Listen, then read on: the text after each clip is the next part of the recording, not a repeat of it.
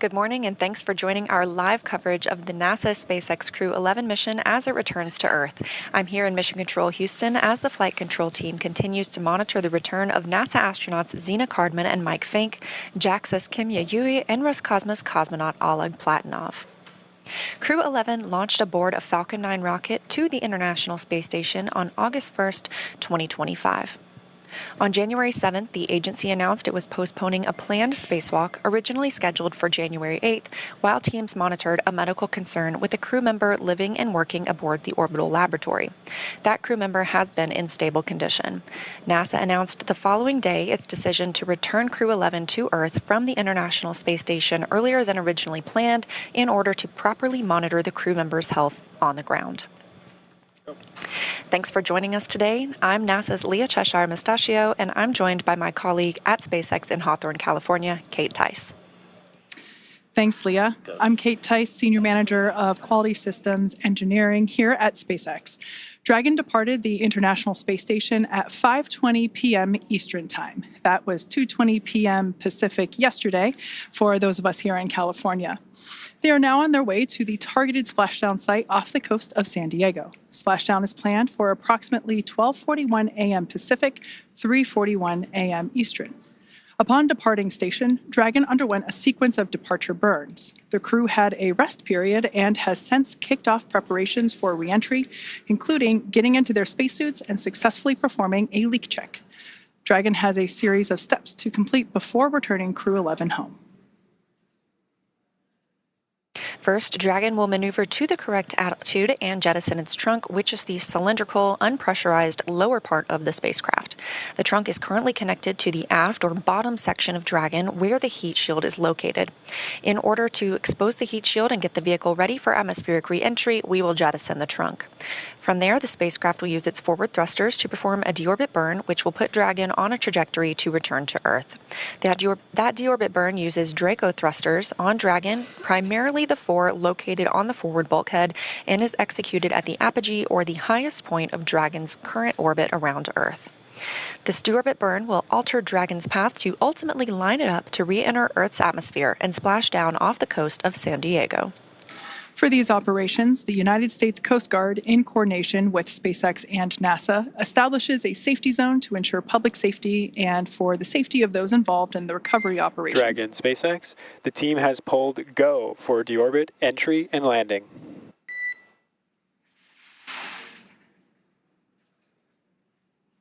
Dragon copies. Go for deorbit entry and landing. Great news there from SpaceX Core to our commander, Zena Cardman. Now, back to the recovery at hand, there are multiple notices that are issued to mariners in advance around the area and during recovery operations, and Coast Guard assets may be deployed to discourage boaters from entering the splashdown zone. Now, we want to stress to the public the need to respect this safety zone, as recovering a spacecraft from the water is a hazardous operation. Any other boats interfering increases risk to the astronauts in the spacecraft, the teams working to recover them from the water, and the safety of those that come too close. So for the safety of the crew and your own safety, we recommend that you sit back and watch on NASA TV and the SpaceX webcast, and we'll be bringing you the best possible views of our astronauts' homecoming. Now, once the crew returns to Earth, they will be flown to a local hospital for continued monitoring and checkouts using additional medical equipment not available aboard the space station. As NASA's Chief Health and Medical Officer J.D. Polk discussed last week, the crew member is stable and we were able to monitor their condition in orbit, but we want to take advantage of resources on Earth to provide the best care possible. NASA maintains relationships with local hospitals to ensure readiness for any post-landing needs, and for this return, we are utilizing that option as part of our normal preparedness process. Let's take a minute to meet our returning crew. NASA astronaut Zena Cardman is completing her first spaceflight. She holds a Master of Science in Marine Sciences from the University of North Carolina, Chapel Hill, and has experience with NASA research in the Canadian High Arctic. She has also supported real-time station operations and lunar surface exploration planning. Next up is NASA astronaut Mike Fincke, who is now a veteran of 4 space flights. He has spent 549 days in space, and that includes 9 spacewalks that total 48 hours and 37 minutes spent outside the orbiting lab. Fincke is a certified pilot for Boeing Starliner and SpaceX's Dragon, and a co-pilot and flight engineer on Soyuz, plus a mission specialist on the Space Shuttle.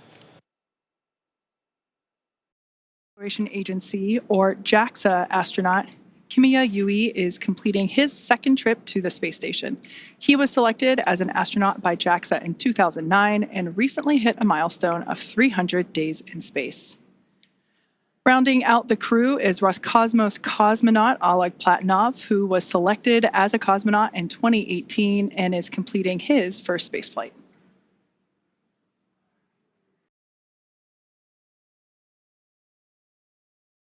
With the Crew-11 departure yesterday, we still have 3 people living and working aboard the International Space Station. That's the crew that arrived on Soyuz MS-28 and consists of NASA's Chris Williams and Roscosmos cosmonauts Sergei Kudzverchkov and Sergei Mikheyev. This Soyuz crew is slated to remain on the station until returning to Earth this summer.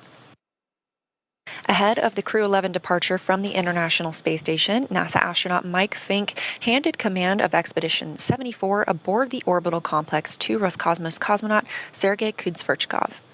Crew-12 is currently scheduled to launch as soon as mid-February, and alongside our international and commercial partners, NASA is always evaluating the timeline to include other launch opportunities, and we'll provide more information when that's available.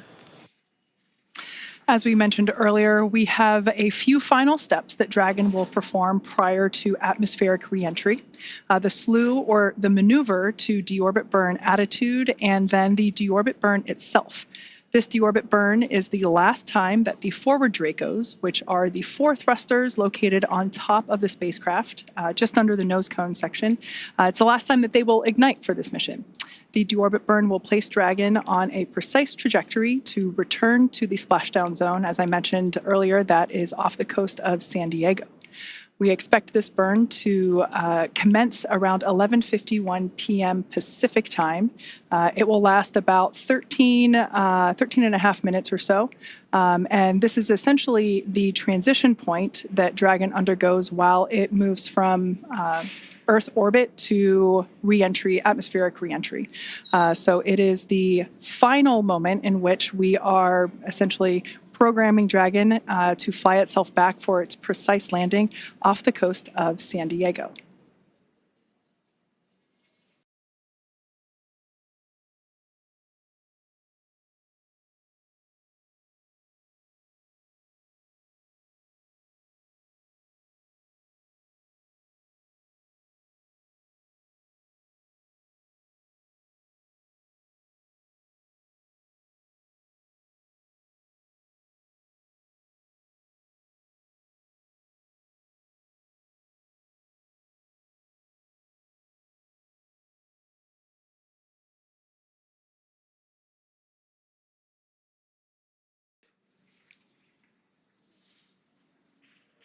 So the view that you saw there moments ago, that was SpaceX Mission Control that's located here in Hawthorne, California, just off to my side. That is where our teams monitor Dragon, checking in on all of its systems to help make sure that the crew has a safe journey. Our team there in Mission Control will be following their progress all along the way. You can see operators there on console or on headset, and there are 6 key positions who are monitoring the health of the vehicle and the crew. The mission director, responsible for mission success, is in charge of the room. And then there's somebody that you've already heard once this morning. That person you'll hear talking to the astronauts throughout our operations today. You see them there on your screen. That is our SpaceX Core, which stands for Crew Operations and Resources Engineer. That is the singular voice to the crew. That person is responsible for translating everything that's going on in mission control around them and speaking and delivering those messages efficiently to the crew on board Dragon. Now, the other positions are focused on specific things like vehicle systems and navigation and control, avionics, software, support, and communications with ground segments.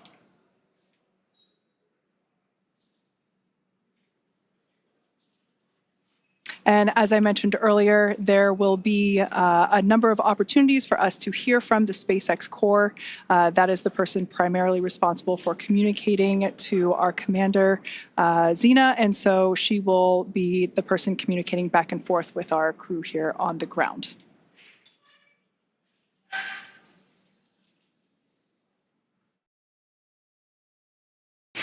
Mission Control Houston, on the right side of your screen, is staffed 24 hours a day, 7 days a week, 365 days a year. Currently, in the center of your screen, you see Michael Ellsworth. He is serving as the Capcom. He is very similar to the core, like you have in Mission Control at SpaceX, dedicated to talk to the crew members to streamline the communication, and that keeps the astronauts from needing multiple conversations on different subjects. Again, that stands for Capsule Communicator, but he is not talking with the Dragon spacecraft. This Capcom is speaking with the astronauts living aboard the International Space Station. Capcom sits right next to the flight director, and tonight we have Allison Bollinger on console. The flight director gathers info and data from all flight controllers. There you see Allison in the screen. She leads the team through major milestones and approves or declines suggestions based on pre-established flight rules. We have other key members in the room, like ADCO, who controls the attitude or the orientation of the space station. We also have the VVO, which is the visiting vehicle officer, who monitors and works with external teams sending spacecraft to and from the space station. Of course, we have a flight surgeon who the astronauts get a chance to speak with on a regular schedule on a private conference line. We also have Robo, who works with the Canadarm2 and maneuvers it to complete work outside the space station.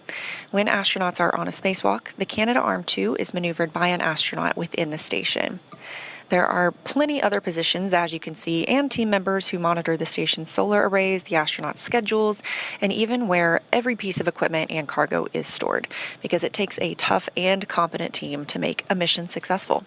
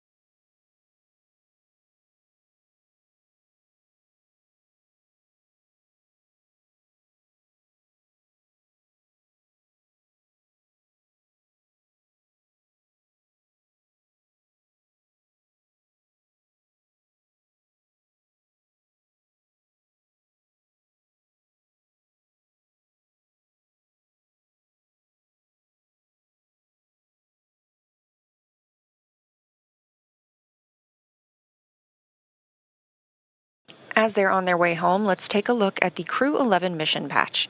This patch was designed by the crew, and its colors celebrate the 3 nations they represent. And the 3 stars honor their space agencies working together.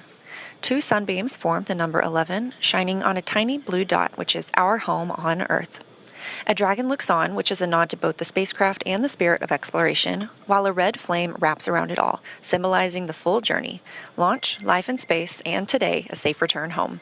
And if you look closely, you'll see a tribute to their children in the stars, which is a reminder that missions like this inspire the next generation.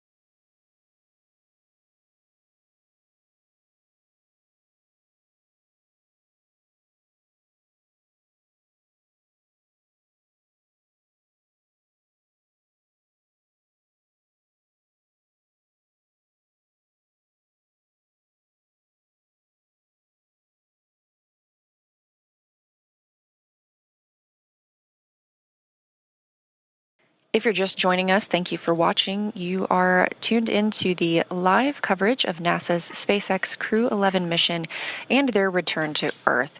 Again, we are expecting their splashdown at approximately 3:41 a.m. Eastern Time, but the next major milestone we're standing by for is the deorbit burn. That's at 2:51 a.m. Eastern Time.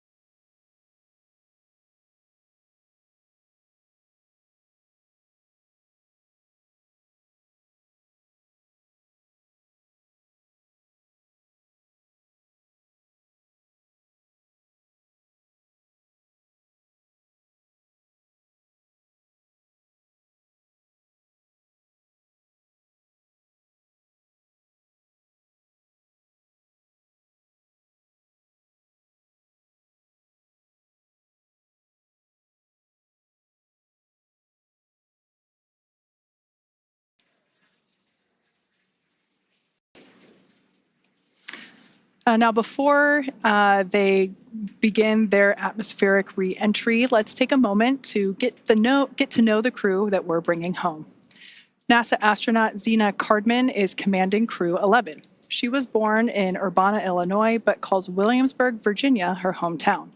She's a scientist at heart, with degrees in biology and marine science from the University of North Carolina at Chapel Hill. Before joining NASA, Zena did field work in some of the most extreme environments on Earth, including Antarctica, the Canadian high Arctic, and volcanic terrain in Idaho and Hawaii. She was selected as part of NASA's 2017 astronaut class, affectionately known as the Turtles. Zena was originally assigned to Crew-9, but was later reassigned to command Crew-11 to support changes in station operations. And when she's not training for spaceflight, she enjoys rock climbing, writing poetry, and powerlifting. Next up is your Crew-11 pilot, NASA astronaut Michael Fincke. He's a Pennsylvania native and a veteran of 3 previous space flights, spending more than a year of his life in orbit.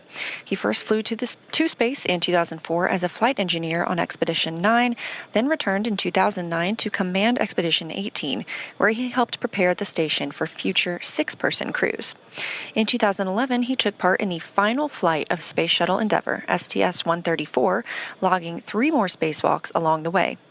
Fincke has also been a key player in NASA's commercial crew efforts, supporting development of the Boeing Starliner. He served as a backup pilot for the crew flight test, helping shape Starliner's avionics and software from the ground up, and he co-hosted a launch broadcast. Outside of spaceflight, he's a passionate learner into geology, astronomy, reading, and languages. He's conversational in both Japanese and Russian, which is a skill that comes in handy on the International Space Station.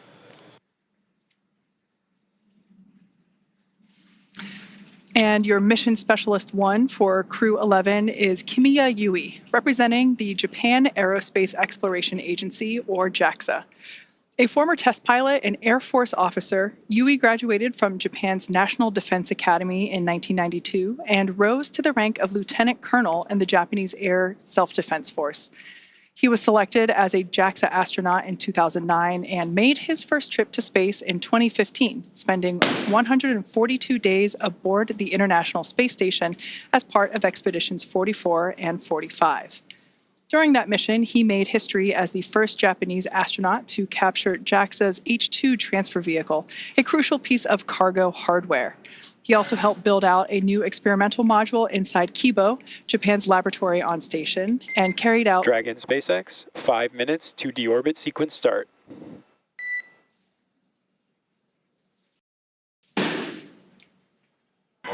Dragon copies. All right, that was SpaceX Core, just letting the crew know that we're about 5 minutes away from the initiation of that 13-minute deorbit burn. Now, back to Kimiya Yui. He carried out experiments, 21 experiments, in fact, on behalf of JAXA while on board station. In 2016, Yui was named chief of JAXA's astronaut group, and today he's on his way back to space, is on his way back from space. And rounding out the crew, we have mission specialist Oleg Platonov, a cosmonaut for Roscosmos, Russia's space agency, and a graduate of the Krasnodar Higher Military Aviation School of Pilots, where he earned a degree in engineering and the rank of lieutenant. Platonov completed his cosmonaut training in 2018 and was certified as a test cosmonaut that same year. His flight to the International Space Station was launched last year, continuing our chapter in international collaboration. He's married and has 1 child, and Crew-11 was his first journey to space. Again, we are standing by for the deorbit burn, which will bring Crew-11 home, again, splashing off the coast of California approximately 1 hour from now. That's 3:41 a.m. Eastern Time.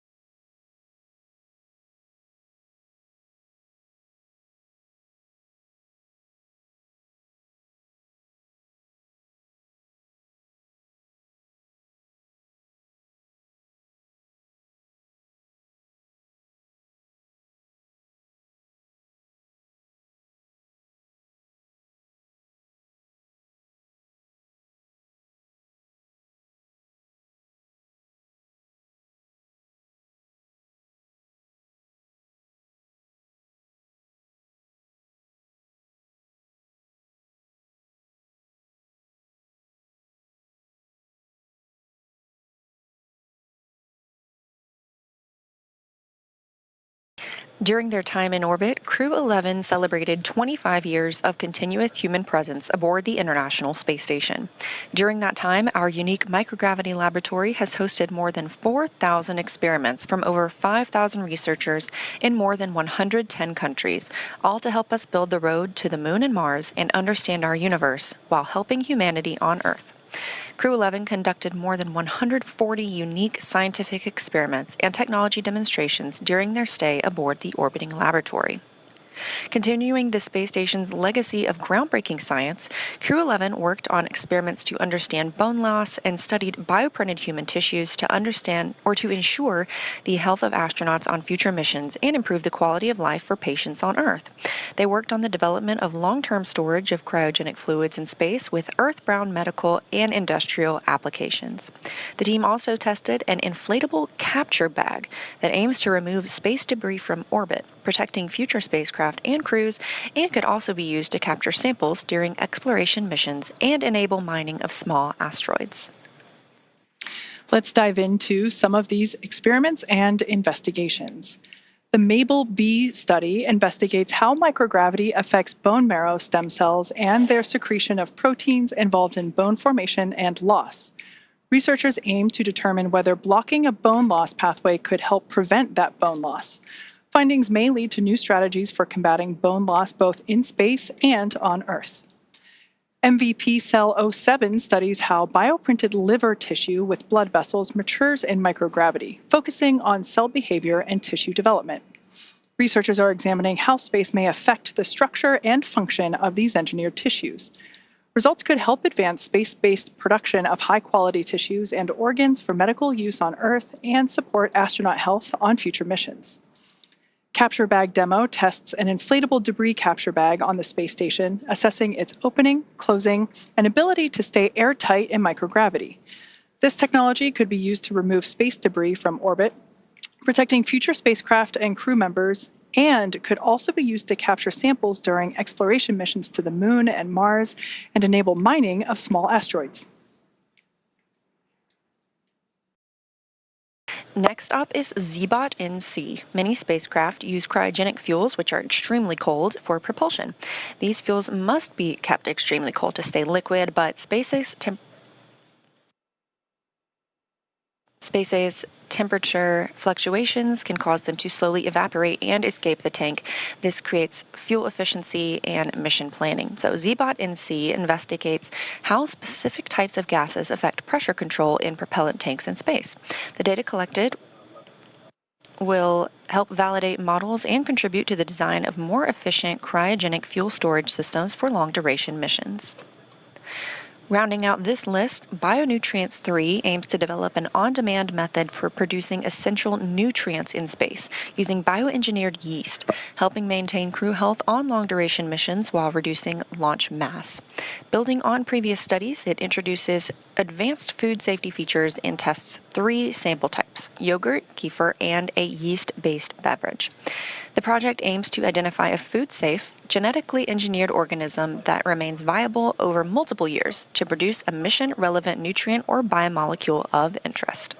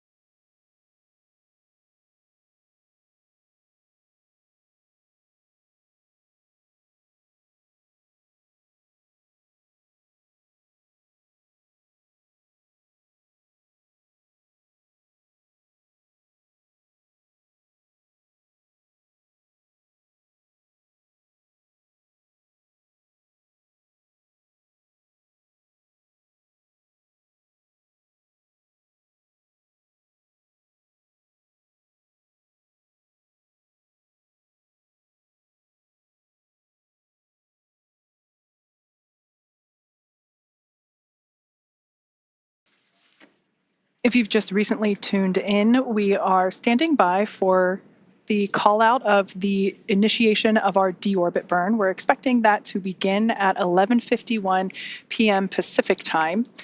This is a 13.5-minute long burn that positions Dragon for its atmospheric reentry and splashdown off the coast of San Diego.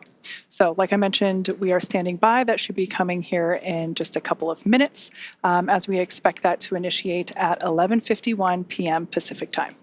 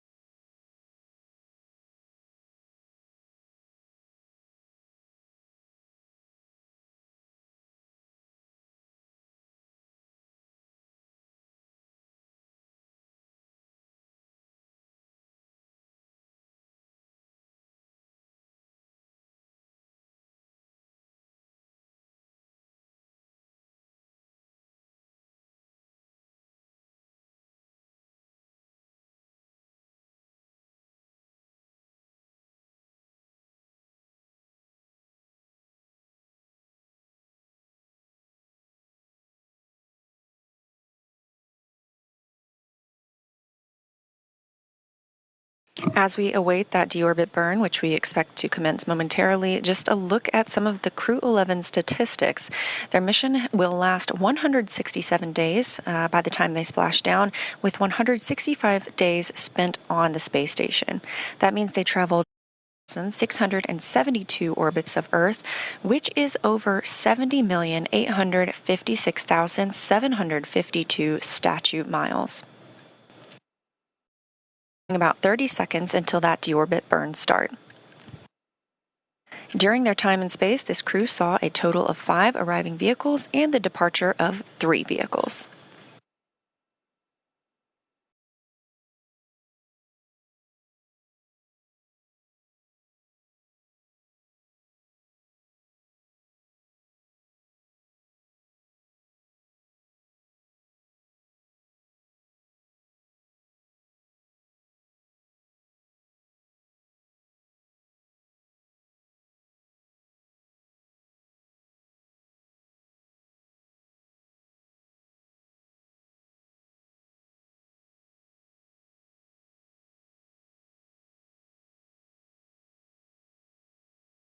And right on time at 2:51 a.m. Eastern Time, we have confirmation that the deorbit burn has begun. This burn is expected to last over 13 minutes. For these return and splashdown operations, the United States Coast Guard, in coordination with SpaceX and NASA, establishes a safety zone to ensure public safety and for the safety of those involved in the recovery operations, as well as the crew aboard the returning spacecraft. Multiple notices are issued to mariners in advance and during recovery operations, and Coast Guard assets may be deployed to discourage boaters from entering the splashdown zones. We want to again stress to all of the public the need to respect this safety zone. Lowering a spacecraft from the water is a hazardous operation, and any other boats interfering increases risk to the astronauts in the capsule, the teams working to recover them from the water, and the safety of those that come too close. Now, for the safety of the crew and your own safety, we would love for you to continue joining us on NASA Plus and the SpaceX webcast, because you're going to get the best views of our astronauts on their journey home.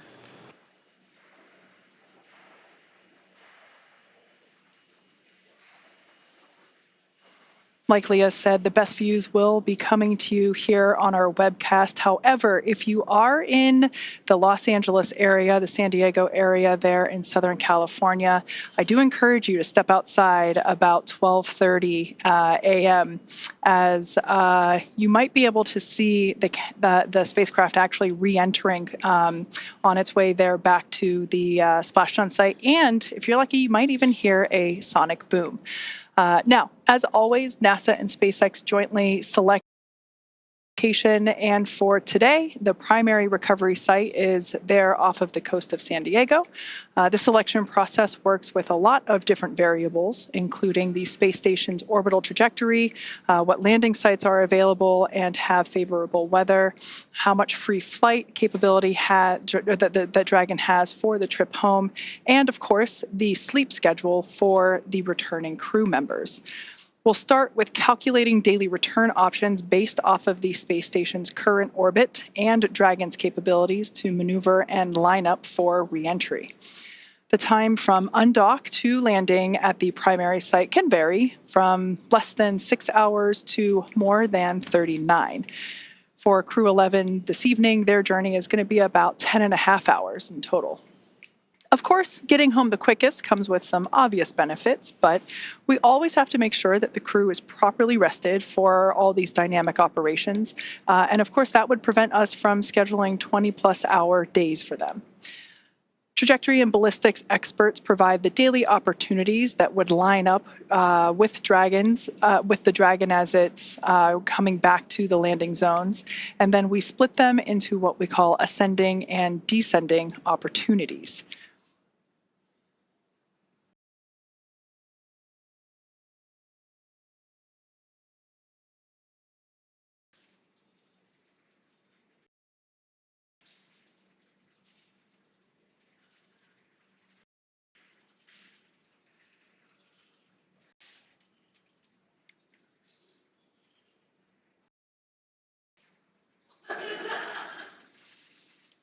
Okay, so we still have a few minutes left to go here in this deorbit burn. As I mentioned before, this is the transition of the Dragon spacecraft from Earth orbit to atmospheric reentry. This is lining the spacecraft up for its precise splashdown location there off the coast of San Diego. So in a couple minutes, in fact, we expect this deorbit burn to conclude at 12:04 a.m. Pacific time. So we will stand by and await to hear the call for nominal burn. When we hear that, that will confirm completion of this deorbit burn for Dragon Endeavour.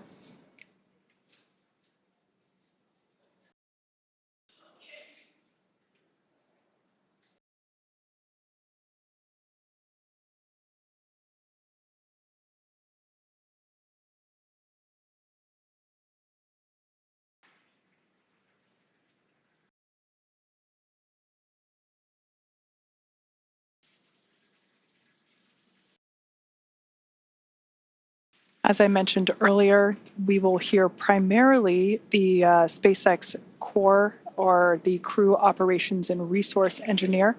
That is the primary role in mission control that is responsible for communicating with the Crew-11 spacecraft. That individual is seated there on the left-hand side of your screen. That is Space Hawthorne Mission Control. Also seated there, I believe I see my boss, SpaceX Vice President Bill Gerstenmaier, sitting there in the front row. This group of operators are standing by and monitoring Dragon's progress throughout this burn.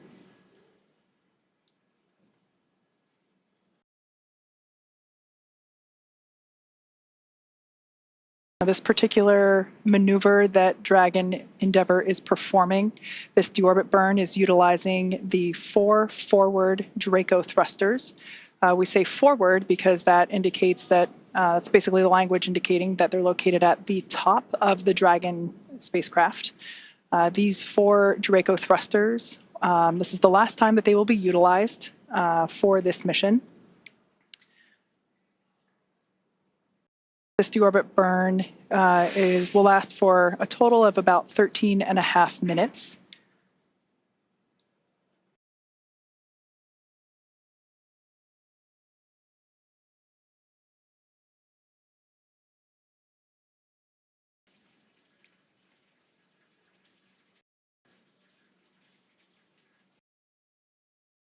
Okay, we still got about 6 minutes left in this deorbit burn.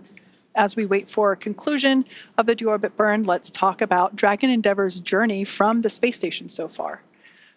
Shortly after its separation, Dragon used its Draco thrusters to move away from the station in a series of carefully choreographed maneuvers, or departure burns, and those were done to increase the distance between the spacecraft and the space station. Dragon also executed a phasing burn to lower its orbit and line the spacecraft up with its landing location. Following the phasing burns, Dragon is now completing its deorbit, which will be followed by reentry and splashdown.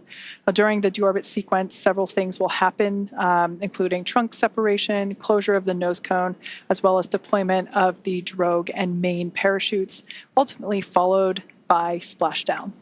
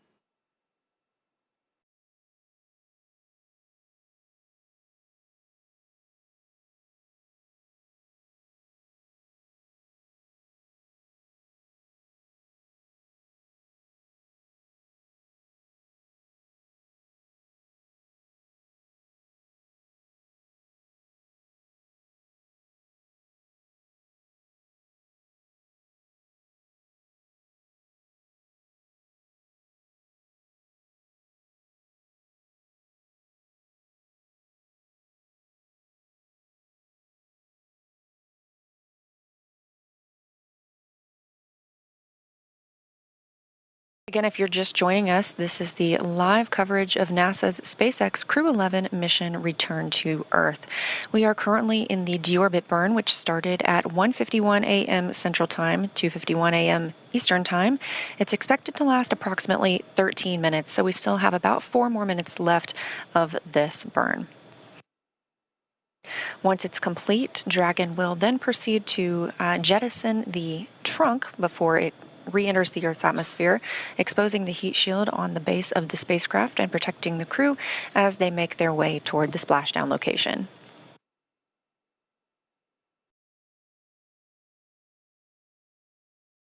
And we are anticipating splashdown at 3:41 a.m. Eastern, 2:41 a.m. Central Time off the coast of California.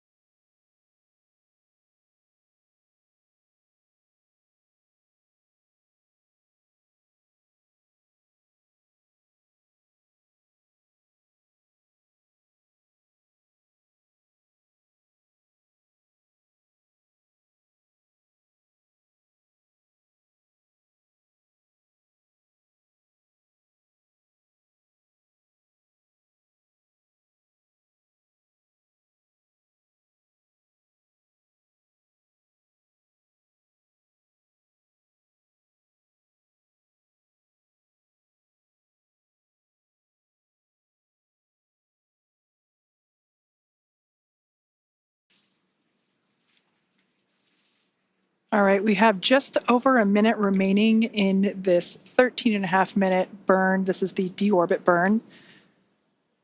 This is the final burn for the forward Draco thrusters. It is placing Dragon on its final trajectory to the Splashdown location off the coast of California. We're targeting one of our 3 pre-designated locations. This one will be just off the coast of San Diego.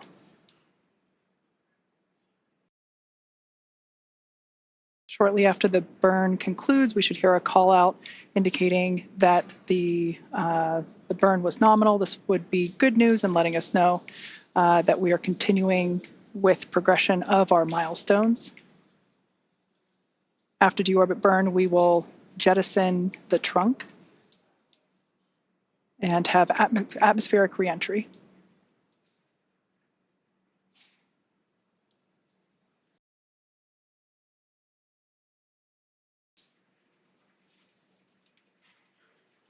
All right, so there's about 10 seconds left in this burn, so we're going to stand by and listen for that call out.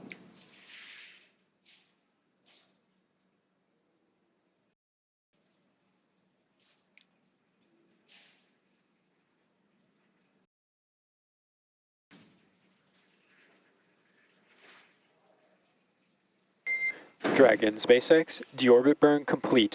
Performance nominal. Trunk separation initiated.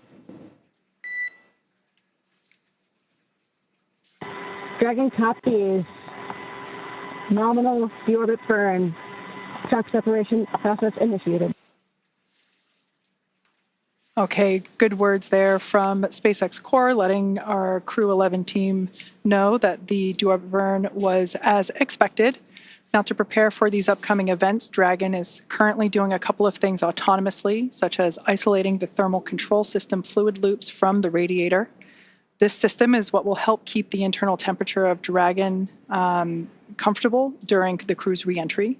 Dragon is also initiating separation of the claw mechanism, which will terminate all data, power, and fluid connections between the spacecraft and the trunk, and that is all done in preparation for trunk separation. Nominal trunk jettison. Dragon copies.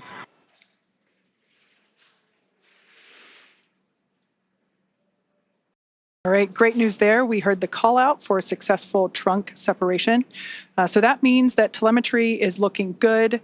The nitrox system is primed for cabin and suit cooling, and the heat shield is exposed and ready for atmospheric entry.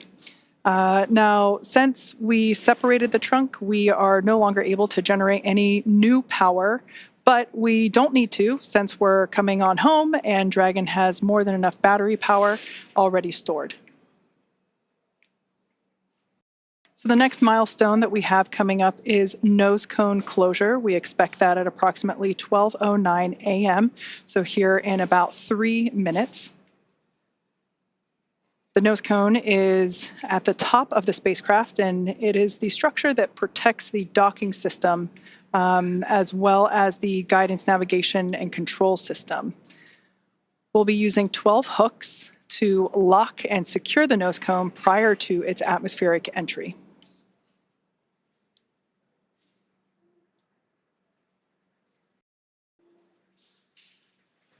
That's right, we are standing by for nose cone closure, expected just a few minutes from now, and as you can tell, things are picking up a little bit more quickly as we prepare for splashdown, again expecting that to come at 2:41 a.m. Central Time, 3:41 a.m. Eastern. So right now, Dragon is inhibiting those forward bulkhead Draco thrusters. We just used those to complete the deorbit burn, meaning they will not fire again, and ensuring it's safe to latch the nose cone for re-entry. The vehicle has, we are also anticipating it to initiate the nitrox suit purge. This helps keep our crew members, Zena Cardman, Mike Fincke, Kimiya and Oleg Platonov, cool and comfortable during re-entry, which we're expecting in about 20 minutes. At this point, the nose cone, we are standing by for that closure to begin, protecting that forward hatch for re-entry. And the crew will be able to use their screens to monitor the locking of the nose cone, which is done by that set of hooks. Underneath the nose cone is also the hatch that the crew members use to ingress and egress, also known as enter and exit the International Space Station while the spacecraft was docked. Now, once they splash down, they'll be using the side hatch to exit craft and onto the recovery ship. That side hatch is what they used to enter Dragon back in August when they launched to the space station.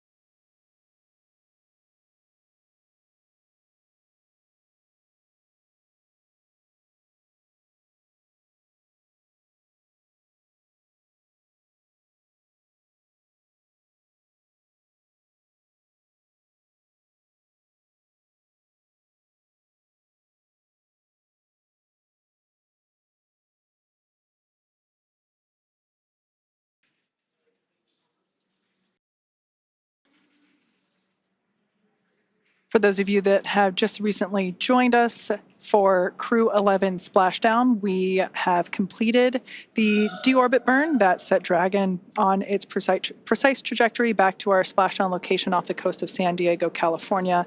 We've also jettisoned the trunk, and we've just closed the nose cone. So these are the final physical changes for the Dragon spacecraft prior to its atmospheric entry. And we expect that entry period to begin about 12:30 a.m. Pacific time, so in about 20 minutes or so.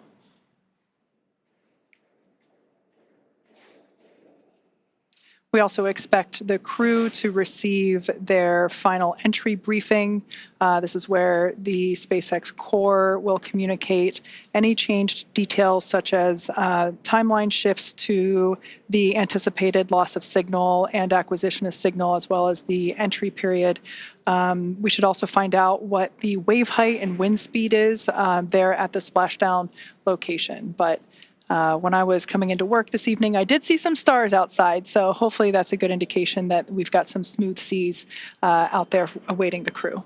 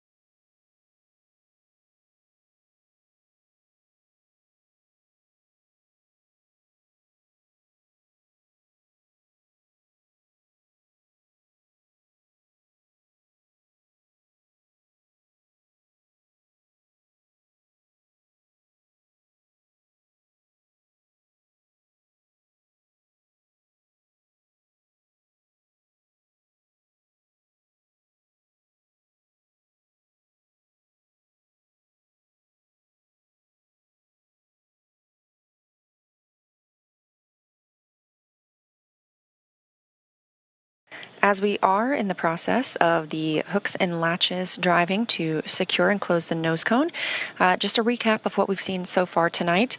The spacecraft undocked from the International Space Station earlier today. This Crew-11, spent 165 days aboard the orbiting laboratory, but 167 days in space altogether, if you count the time they have spent getting to and from the space station. At 1:51 a.m. Central Time, 2:51 a.m. Eastern, the spacecraft executed the deorbit burn.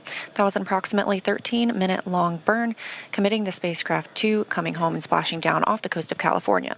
We're anticipating that splashdown in less than 30 minutes from now, 2:41 a.m. Central.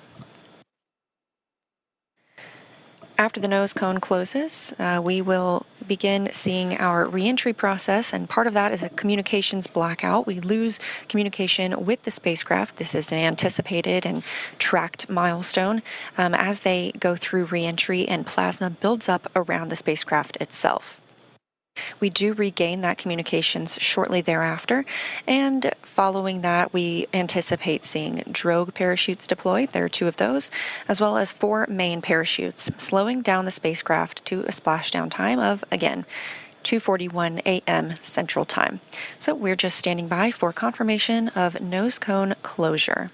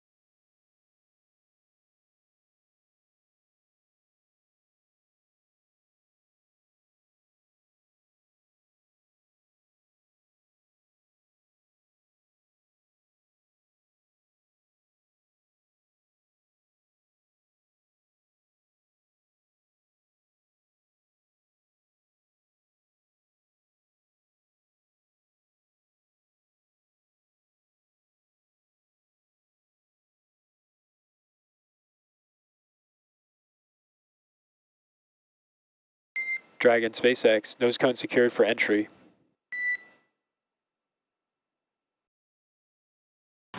Dragon.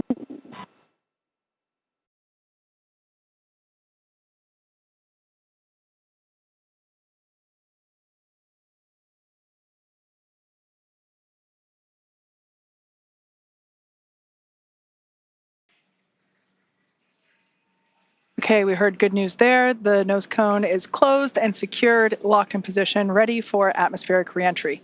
Now, as we begin the second half of entry, Dragon has begun to inject cooled nitrox or nitrogen-oxygen mixture into the air, being delivered directly into the suits worn by the crew.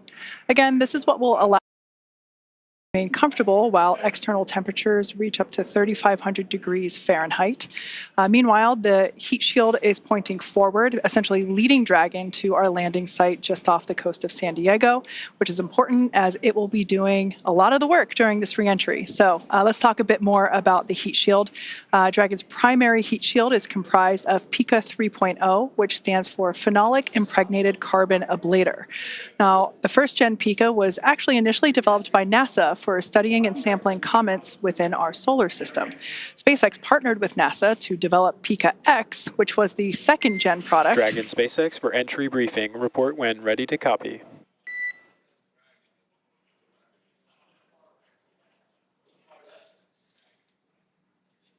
Ready to copy.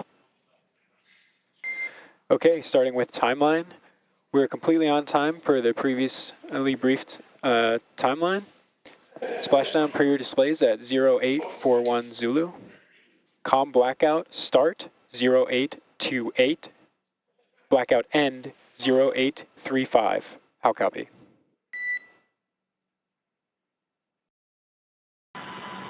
Copy. We are on time for 0841 splashdown per the timeline. COM blackout start 0828. COM blackout end 0835. That's a good readback. We have status. We're tracking an on-target arrival to San Diego with pristine weather conditions. Recovery team is on site and ready to support.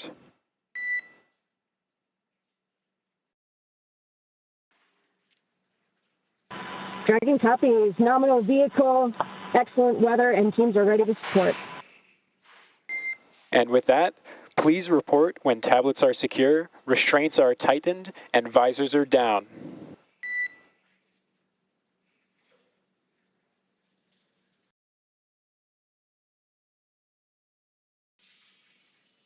SpaceX Dragon, tablets secure, restraints tightened, and visors down.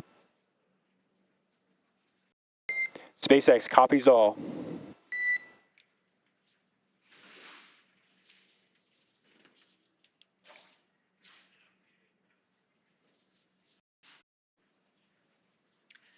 All right, so as expected, that was our entry brief to the crew, letting them know that there were actually no updates to the anticipated timeline this morning. So that's great news. Everything is looking well on timed with our anticipated timeline. So as we mentioned before, we expect our anticipated loss of signal to occur around 12:28 a.m. Pacific. So in just about 8 minutes from now, we will have, we anticipate that signal to be regained or anticipate that signal to be acquired again at 12:35 a.m.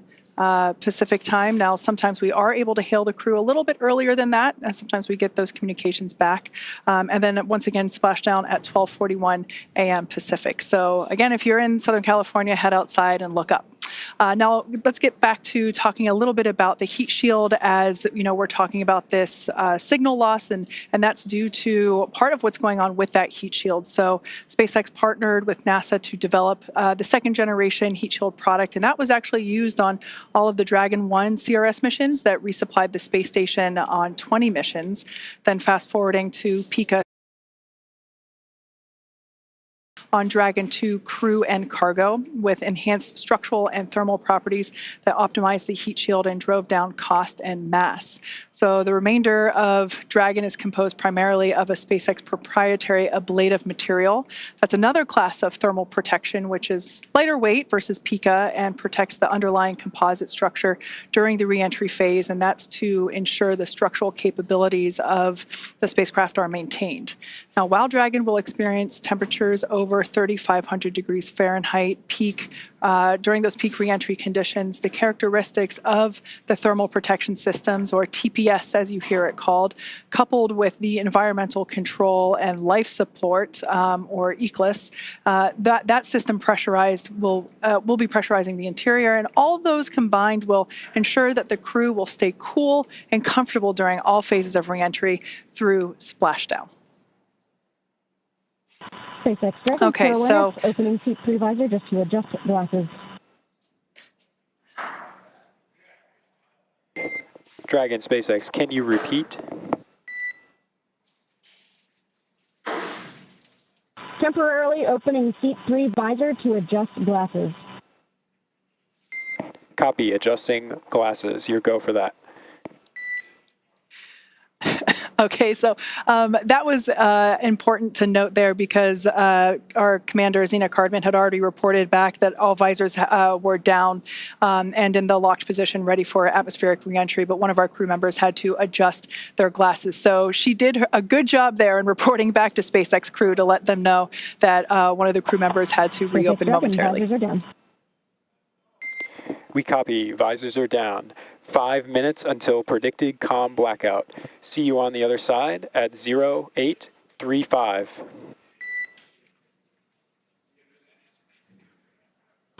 Copy 0835. Talk to you soon.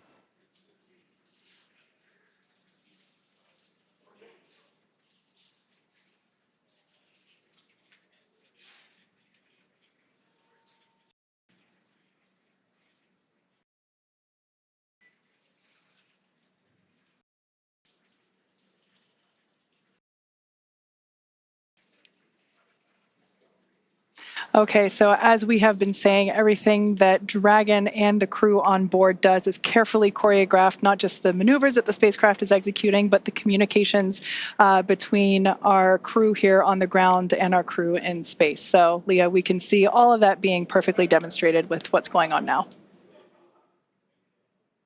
Absolutely, and we are standing by for the reentry portion when we expect to lose communications with the spacecraft, but we will regain that communication after they have begun re-entering the atmosphere. So once Dragon has re-entered the Earth's atmosphere, a series of parachutes will deploy to slow the crew's descent.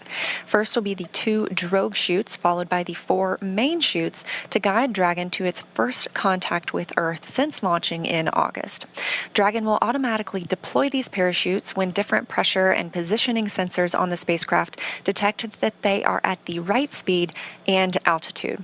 The spacecraft velocity at drogue deploy is approximately 350 miles per hour, and they deploy at about 18,000 feet. You're getting a live look inside the cabin right now. That's Crew-11 preparing for their re-entry period. Again, having spent 165 days aboard the space station, and when they splash down, capping a 167-day mission. Before they can splash down, though, a little bit more about those parachutes. The next that we will see deploy will be the main parachutes. There are 4 of those. They deploy at approximately 119 miles per hour, or I should say when the spacecraft is traveling about 119 miles per hour, and they deploy at about 65,000 feet. And at Splashdown, Dragon is traveling approximately 16 miles per hour, which is a pretty good deceleration from the about 17,500 miles per hour that they were traveling while in Earth orbit with the International Space Station. Now, the highest G load the crew will experience during re-entry is approximately 3 to 5 Gs, so about 3 to 5 times what we are experiencing right now standing on Earth. This view is over the shoulder of Commander Zena Cardman and pilot Mike Fincke of the Crew-11 spacecraft. In this view, you can see their crew displays. They're able to monitor everything happening with the spacecraft. However, all the next milestones should be completely autonomous and hands-off for the crew.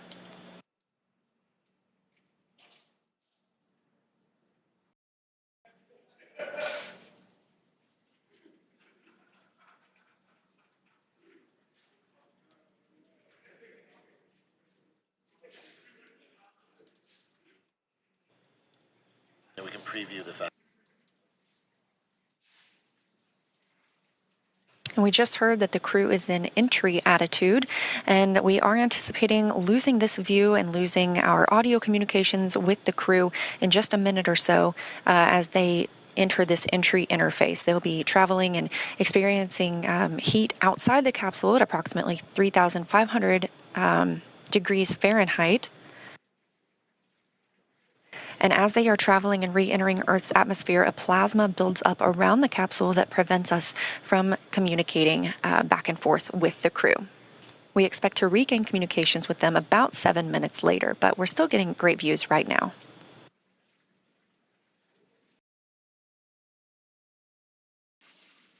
I love this view over their shoulders because you can see what our pilot and commander can see. They're continuing to follow along with Dragon's progress.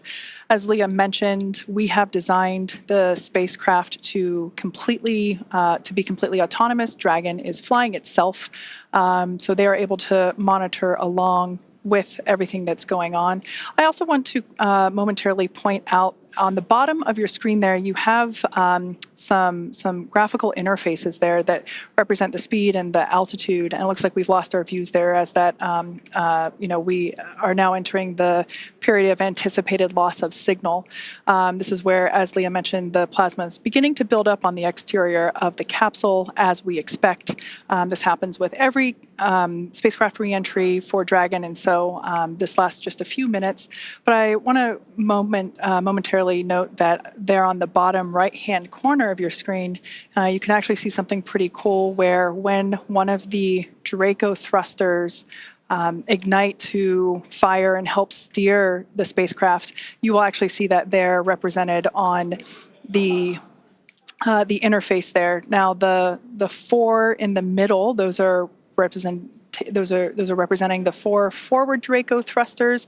We won't see those ignite at all because those were last utilized in the 13-minute deorbit burn that we completed earlier. Those are located under the nose cone, which has been closed, locked, and secured. So everything that you'll be seeing are the thrusters that are located on the side of our spacecraft, and that is enabling Dragon to fly itself home to its predetermined splashdown site off the coast of San Diego, California. For about a minute and a half until we have that atmospheric reentry. Once again, if you're in Southern California, head on outside and look up. There's a good chance that you might be able to actually see Dragon streak across the sky, look toward about the north and the west. As we mentioned before, we have entered a communications blackout period, which lasts about 7 minutes due to the plasma formation on the exterior of the capsule. We've got about 5 minutes remaining until we believe we can acquire that signal again. Now, during this time, no vehicle telemetry is received by Mission Control or the recovery team, and no external commanding of the vehicle or voice communication is possible. But like I was saying, Dragon is designed to fly itself. During this reentry, the vehicle will be slowing down from its orbital velocity of about 17,500 miles per hour. And it's slowing down. The atmosphere is really doing a lot of the work in conjunction with that heat shield to dispel that velocity. That results in heat, and that is why we have this plasma building up on the exterior of the spacecraft.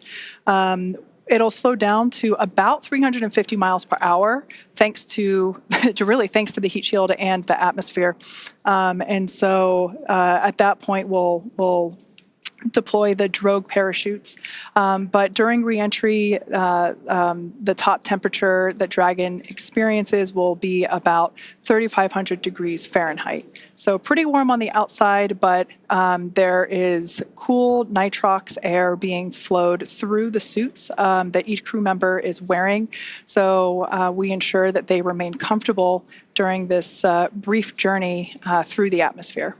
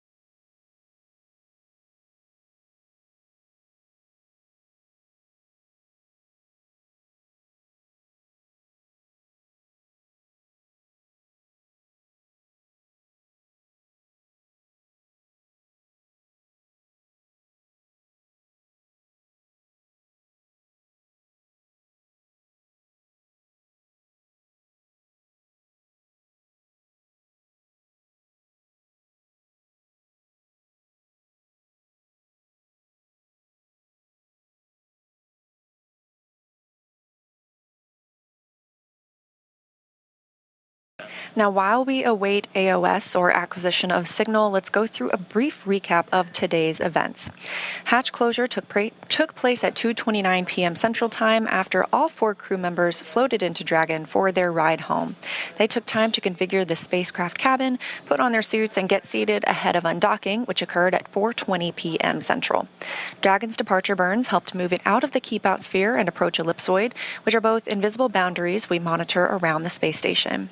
Since then, we completed the deorbit burn at 1:51. Oh, and you're getting your first views of reentry. This is live, and if you're in California, you can go see this with your own eyes. This is Crew-11 re-entering after 167 days in space. Again, we are in a loss of signal period. This is a tracked period as the spacecraft re-enters Earth's atmosphere.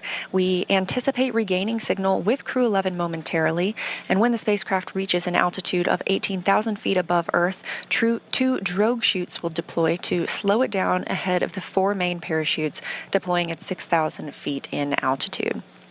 Now, splashdown will be the milestone we will see after that, which is expected for 2:41 a.m. Central Time. So again, we're standing by for acquisition of signal and continued communication with Crew-11, expecting that just a few minutes from now.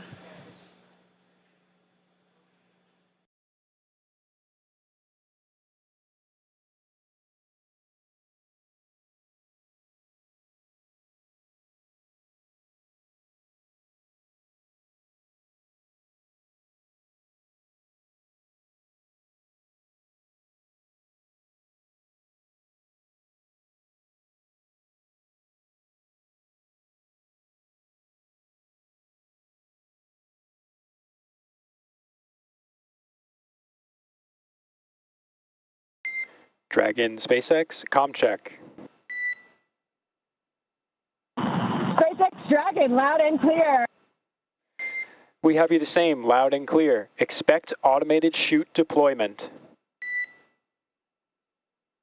Copy, automated chute deploy expected.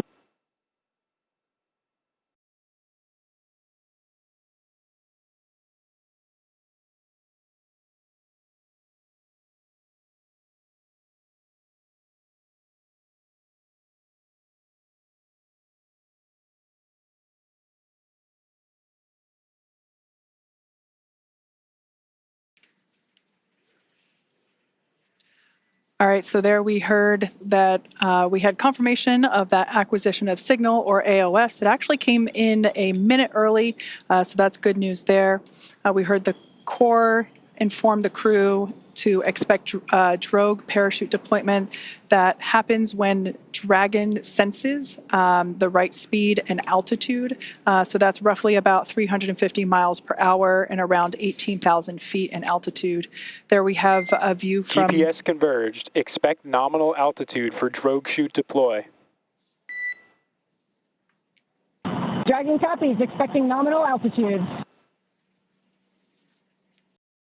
So we'll have that drogue deploy in about a minute from now, but we have our first views from the WB-57. This is a high-altitude tracking plane that is providing these thermal signatures via infrared. This is really cool to see here as we continue to track Dragon on its way back to planet Earth.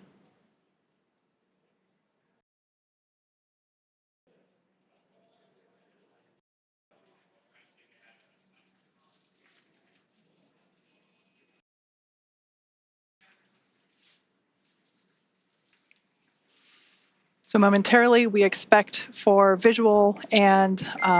Brace for drogue window. Crew brace.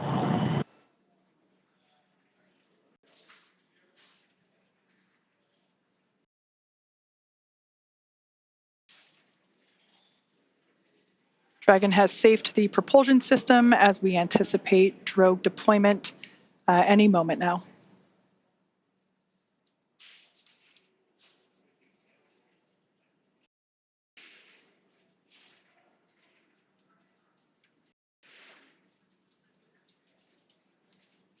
Drogue parachutes are utilized to stabilize and decelerate the vehicle further prior to deployment of the main parachutes.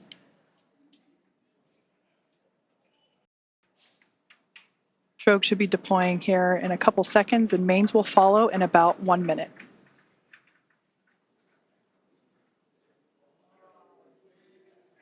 There we have visual confirmation of drogue deploy. Visual, 2 healthy drogues. Kind of a cool Dragon shot. copies. I think we had the recovery vessel in the background there just momentarily. Main parachutes deploying in about 20 seconds.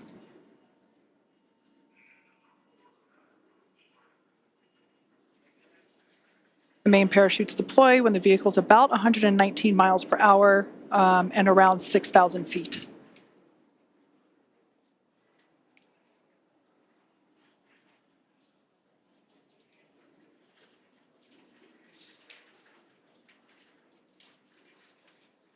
There we can see visual confirmation of deployment of the 4 Visual, mains. 4 healthy mains.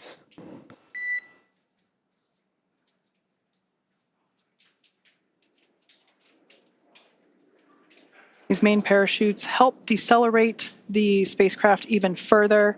So they deploy around 119 miles per hour, and they'll decelerate it down to about 15, 16 miles per hour, and that will be the speed in which the spacecraft is traveling upon splashdown.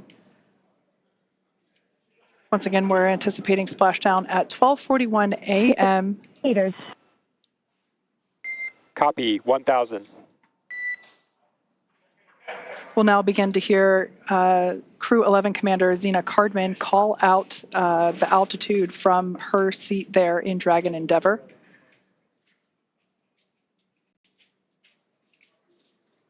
SpaceX's mission control team in Hawthorne continues to report the precise landing coordinates to the recovery team. 800. Copy, 800.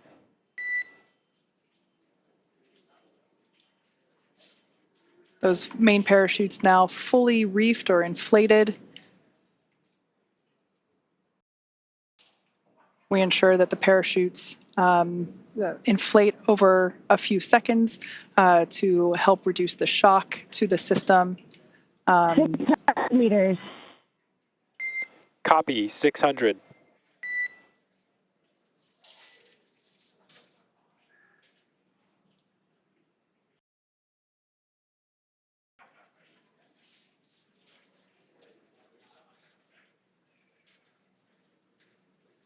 All around great views of Dragon Endeavour as it continues its way back to Earth. Meters. Copy, 400. Crew are braced. Standing by for splashdown.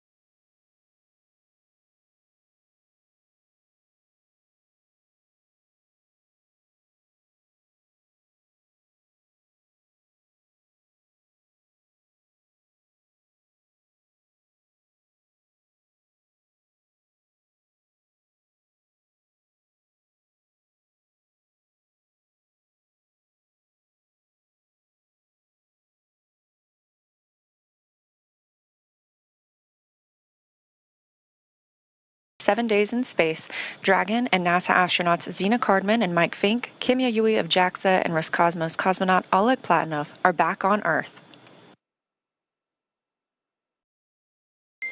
Dragon, SpaceX, we see splashdown.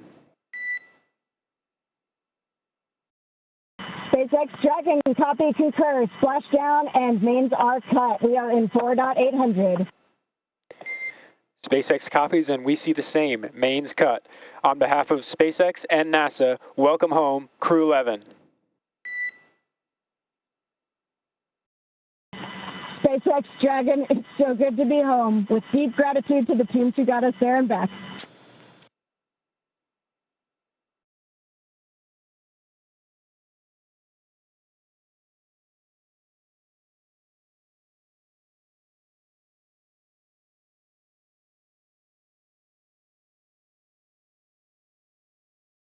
Again, a return by the books for Crew-11, having splashed down at 2:41 a.m. Central Time off the coast of California.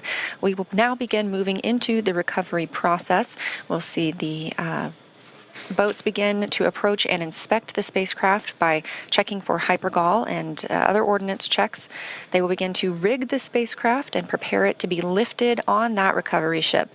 And this is a great view of some of those boats that go out and check the spacecraft. They are going to be sniffing it, essentially, for these hazardous fuels that can linger once the spacecraft has re-entered Earth's atmosphere.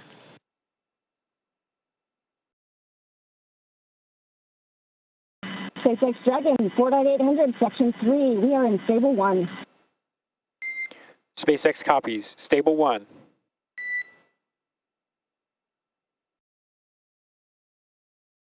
That's the voice of NASA astronaut and commander of Crew-11, Zena Cardman, reporting back that they are working through their procedures and that the capsule is in Stable 1, which is the position that you see on your screen here, where it is upright in the water. This is just what we were hoping for, and again, it's been a completely nominal and by-the-books return for the crew today.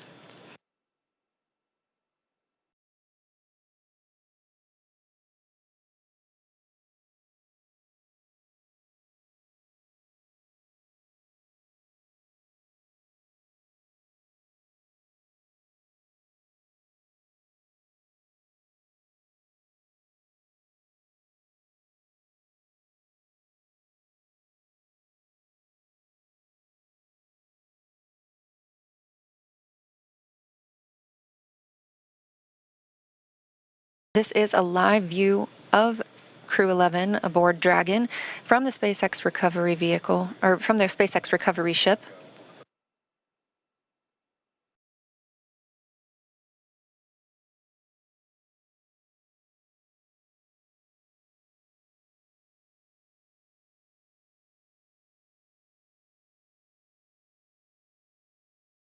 And this day for the crew started about 10.5 hours ago when they undocked from the International Space Station.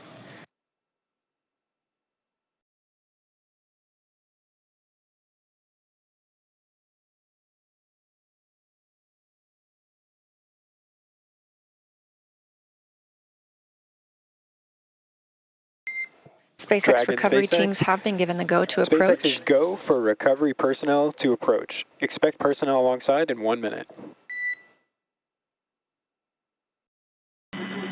Copy, 1 minute. Thank you.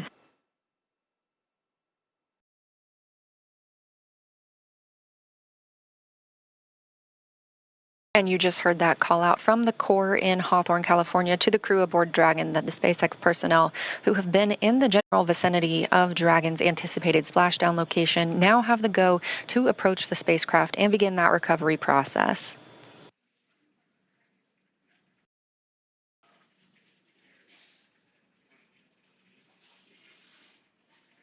All right, so as we heard, we are now standing by for recovery of the Dragon Endeavour spacecraft with NASA astronaut Zena Cardman and Mike Fincke, Kimiya Yui of JAXA, and Roscosmos cosmonaut Oleg Platonov, who are inside that spacecraft that you see there. Now, Dragon has already, I would also like to point out, we've got some folks here approaching the spacecraft now that they have gotten the okay for the approach. They're on some fast boats there. This is the SpaceX recovery team. Personally, one of my favorite teams to work with here at SpaceX. They're a really scrappy crew, and they're going to work really quickly here to get the Crew-11 team out of the water. And it's always a lot of fun to watch these operations proceed. Now, Dragon has already autonomously completed several steps to safe itself following splashdown.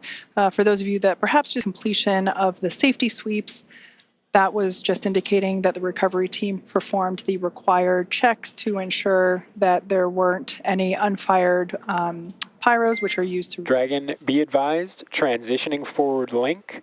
COM will be unavailable for approximately 5 minutes.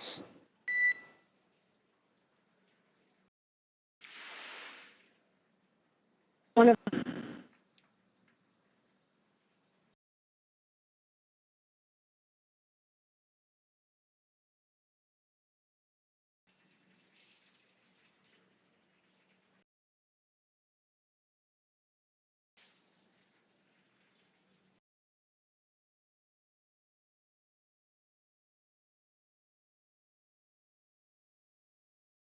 Earlier, prior to atmospheric reentry, we heard SpaceX core report to the crew during the during the entry brief that recovery conditions were almost pristine, and he was not joking. It seems that the weather, the waves are pretty smooth out there.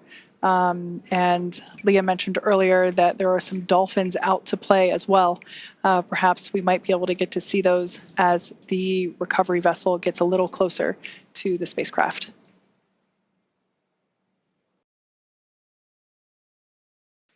On your screen now are our operators at SpaceX Mission Control. They continue to monitor Dragon Endeavour during these recovery operations, as well as communicate directly to the recovery team. Everything is carefully coordinated within our procedures, and here you see folks that are responsible for individual portions to ensure that everything is executed as planned.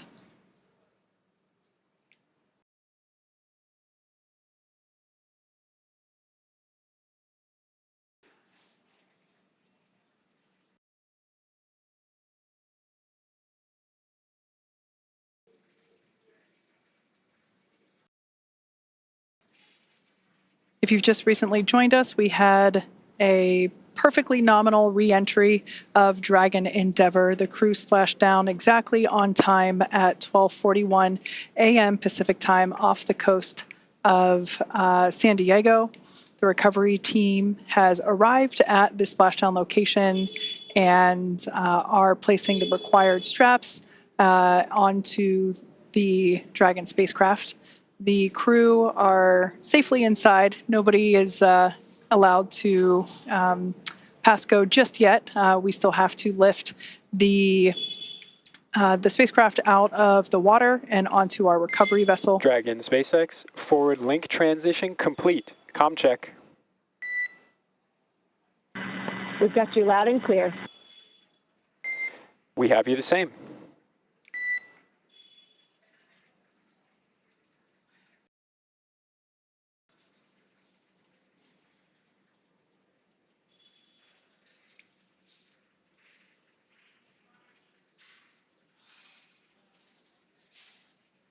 Hopefully we'll be able to bring those views of the recovery team back.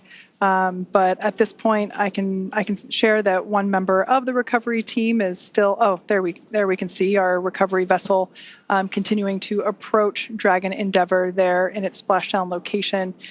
We still have one recovery team member working to apply the rigging to the capsule. You can see that work ongoing there. As we've seen, this involves climbing on top of the spacecraft itself to attach these hoist rings and connect the lifting lines. Overall, the progress tonight has been very smooth and very rapid.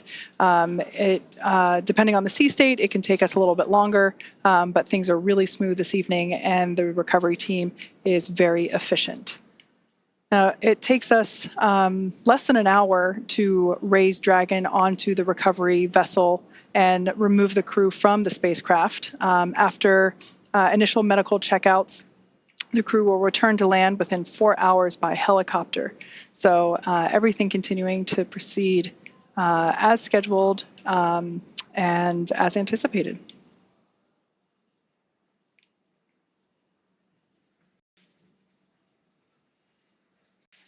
The ring that you see there on the deck of the of the recovery vessel, that is what we refer to as the nest. That is where the Dragon, once lifted out of the water using the hydraulic lift there at the aft end of the recovery vessel, the Dragon spacecraft will be lifted and placed into that nest, and that nest will then be translated forward on the recovery vessel up to where the egress the egress bay is located.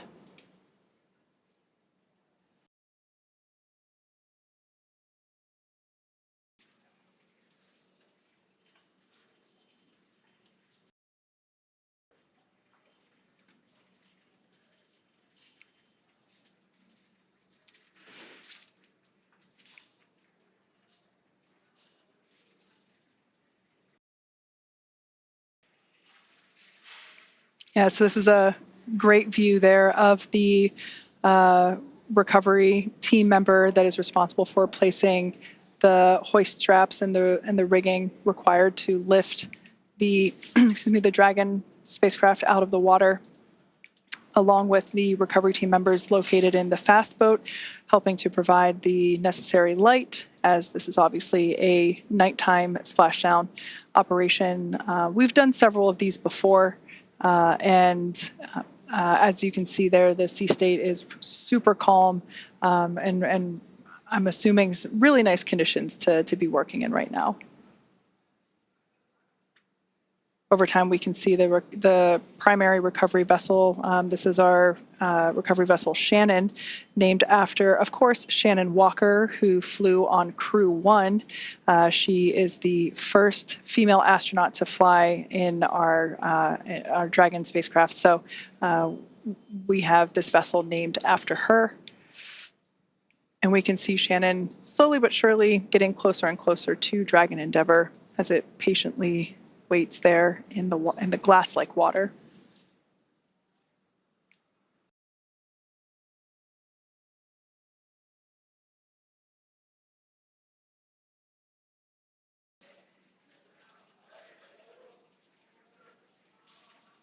Once all the required straps and rings are in place and the recovery vessel is in its location and everything is attached, we'll actually see that recovery team member jump off from the capsule and into the water. It's one of my favorite moments of the recovery process.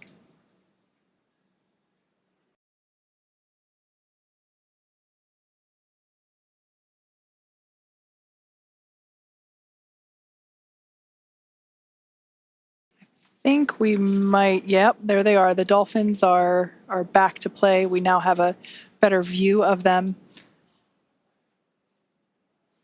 I'm sure they're very intrigued by all the lights that are in the area here in the middle of the night in Southern California.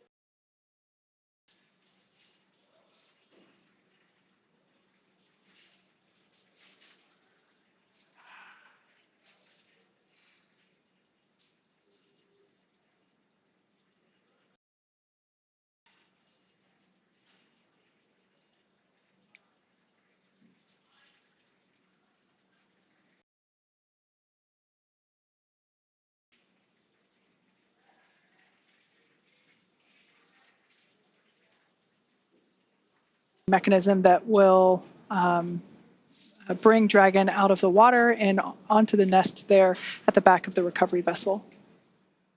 We'll also see the recovery team member. I think you can still, yeah, you can still see them there on the front. They're actually standing in the bay where the main parachutes are stored.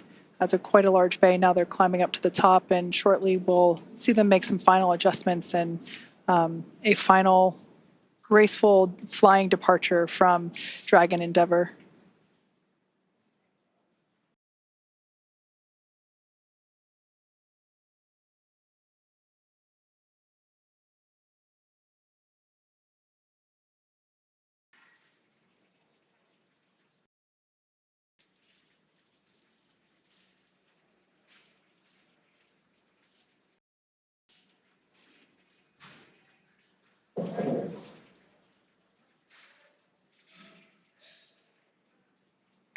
Brace for capsule lift.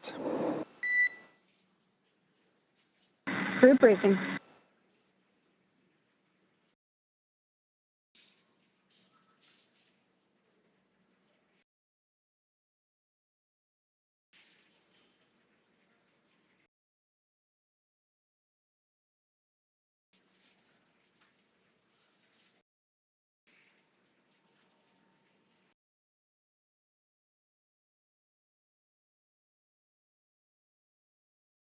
Now, as you can see, the recovery teams are preparing to lower the vessel's hydraulic lift mechanism, and that's going to bring the spacecraft into the on-deck translation system, also known as the nest.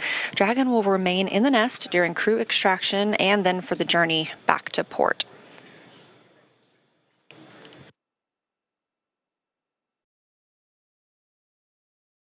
Again, all of this coming right after splashdown at 2:41 a.m. Central Time, right on time, and a really expedient recovery, partially thanks to the calm sea states and great weather that is out in the San Diego area right now, but also due to the swift and very well skilled and practiced efforts of the NASA and SpaceX recovery teams.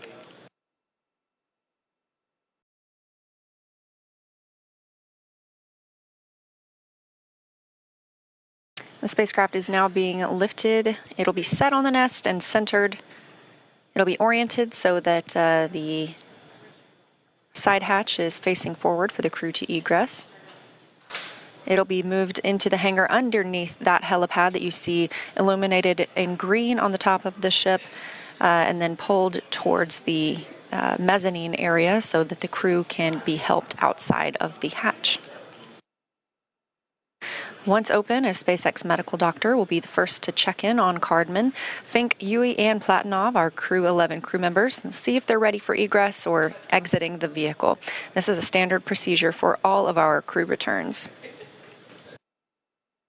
This view coming from the recovery vessel, as you see Dragon, and at the very bottom, that is the nest in which we were discussing, and that's where Dragon will remain now and all the way back to port.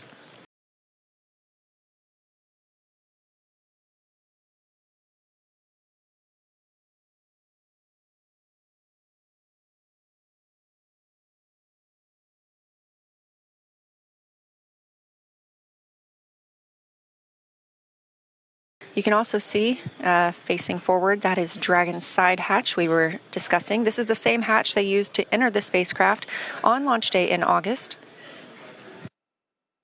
And of course, this is different from the top hatch. You can not see that because it's underneath the nose cone at the very top of the spacecraft. We've been following along all the way through deorbit burn and nose cone closure tonight. That top hatch underneath the nose cone is what the astronauts and cosmonaut used to enter and exit the International Space Station while Dragon was docked. So before we open this side hatch, the spacecraft's cabin pressure must be equalized with the outside environment. And of course, once that hatch is open, this will be the crew's first breath of fresh air back on Earth since boarding their spacecraft at the start of their journeys back in August.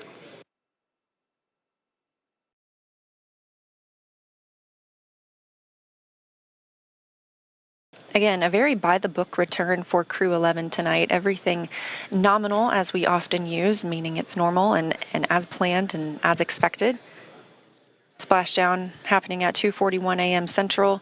This swift recovery getting them on the boat. It's now 3:10 a.m. Central. Dragon SpaceX, Once welcome spacecraft aboard the recovery vessel. Recovery personnel are completing their final checks and stand by for translation to the egress platform. Dragon copies.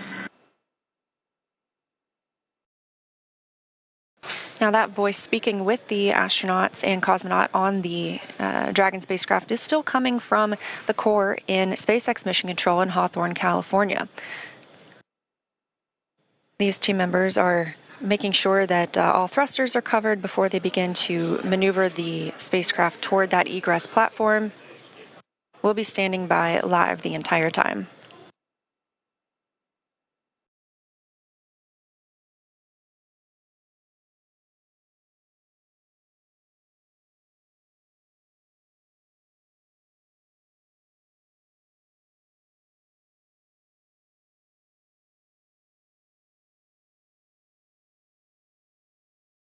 This is the 6th flight of this spacecraft. In all, Endeavour has flown 9 NASA astronauts, 3 visitors to the International Space Station, 2 Roscosmos cosmonauts, 1 retired NASA astronaut, 1 ESA astronaut, and an Emirati astronaut from the UAE to and from the International Space Station. Again, this is the 6th mission for this Dragon spacecraft named Endeavour. First launching on May 30th, 2020 to the International Space Station. And if you remember that date, that was the historic Demo 2 mission for the Commercial Crew program, carrying NASA astronauts Bob Behnken and Doug Hurley.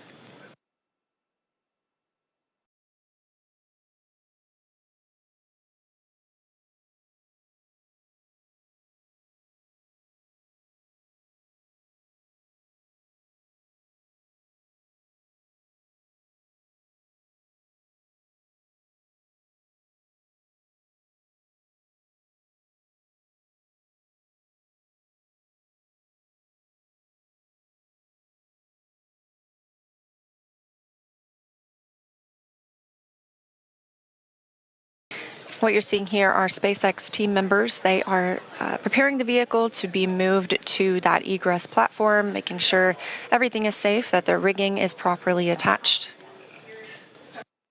This is really the final ride on Dragon for these Crew-11 crew members. One short trip to this egress platform, and then they'll begin being assisted out of the spacecraft. Completely normal procedures for all of our returns.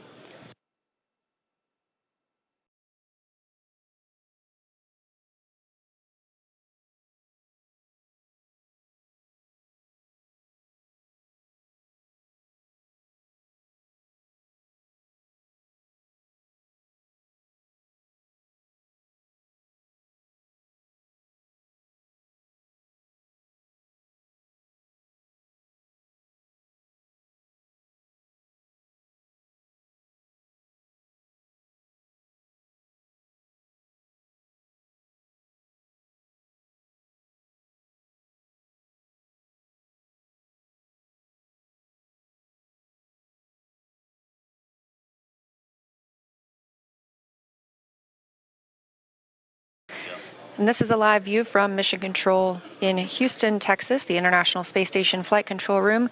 We have some additional visitors beyond the usual flight controllers and flight directors that staff this room 24/7. In the center of your screen, you'll see NASA Administrator Jared Isaacman speaking with team members, specifically right now the Spartan flight controller.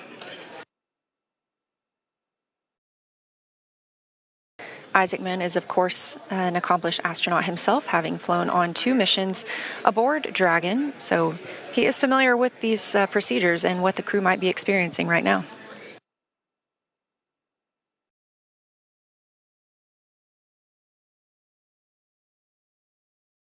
Back on the recovery ship, the teams continue to prepare to move Dragon to that egress platform.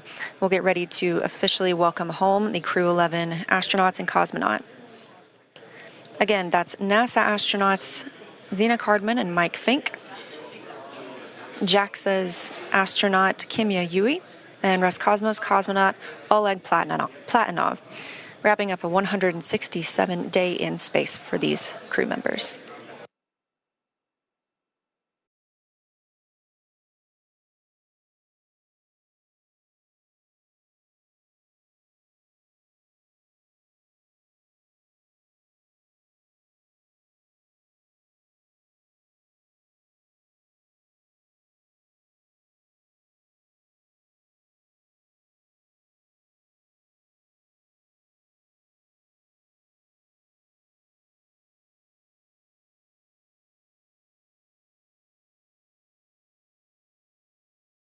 Again, if you're just joining us, thanks for tuning in. This is the live mission coverage of NASA's SpaceX Crew-11 mission returning from the International Space Station back to Earth. As you can see, this is the Dragon spacecraft, and splashdown occurred at 2:41 a.m. Central Time, right on time.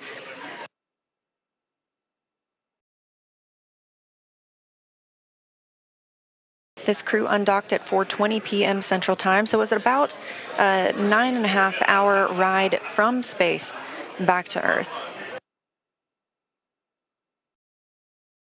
They wrapped up 165 days aboard the International Space Station, 167 days in total for this mission. And we are seeing motion for Dragon. They are pulling it to the egress platform. It's a short distance, and this view coming from that platform itself. This will align it properly with the side hatch, where we will see the astronauts egress or exit the capsule. They will be assisted after being checked on by a medical doctor, and this is standard procedure for all of our returning crews.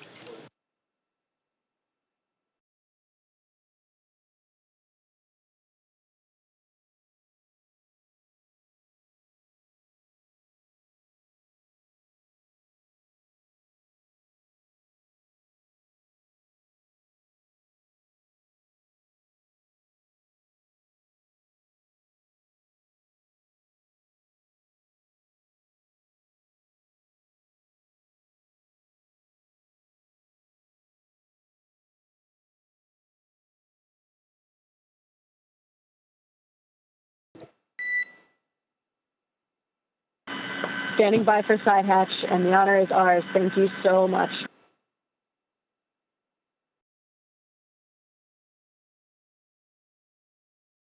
Good words from the Corps in SpaceX Mission Control to the crew. Again, with this side hatch open, this is the first breath of fresh air that this crew has gotten in 167 days since their launch back in August.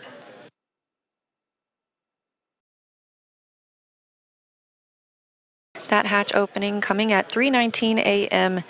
Central Time, and with a splashdown occurring at 2:41 a.m. Central Time, a pretty rapid access of the crew.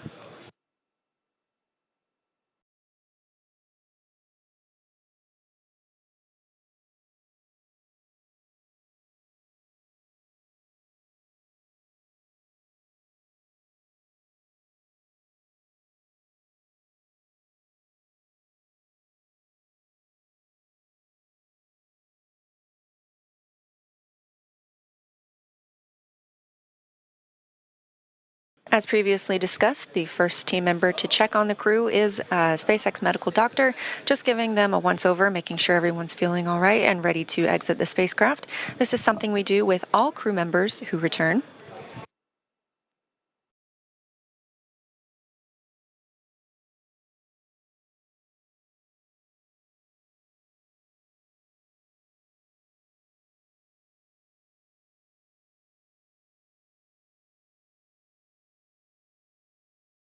Just over 40 minutes since our crew splashed down off the coast of San Diego. Again, that coming at 2:41 a.m. Central Time. We are expecting to see them exiting the spacecraft very soon.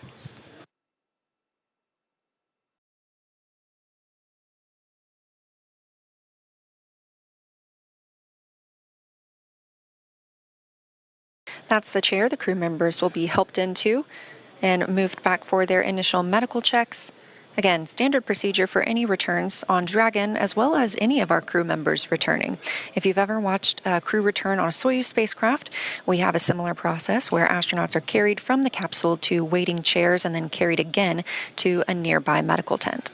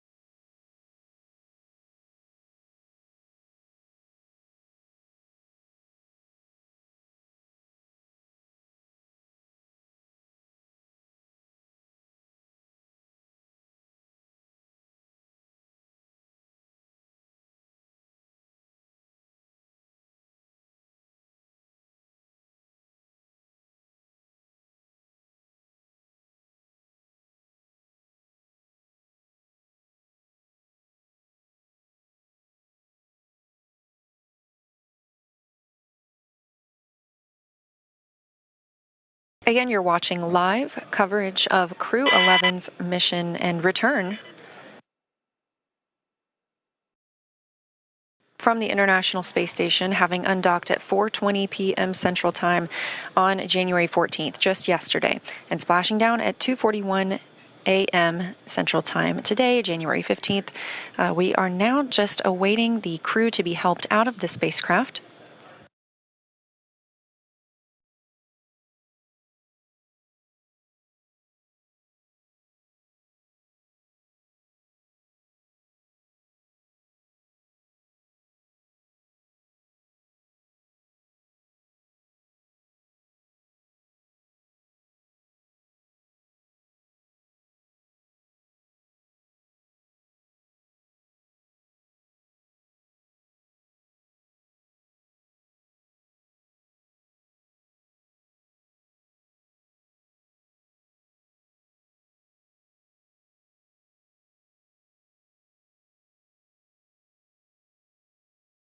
And it looks like our first crew member out of the spacecraft is NASA astronaut Mike Fincke.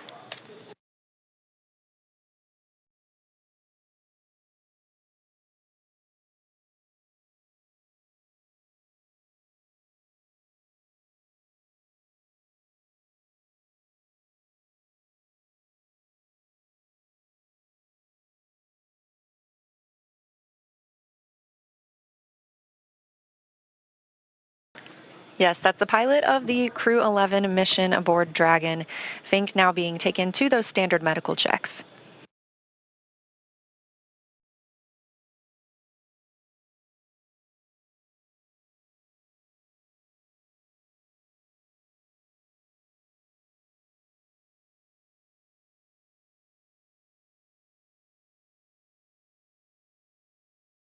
And since we just saw Mike Fincke, it's worth noting he now has 549 total days in space. That's the fourth all-time most days for NASA astronauts.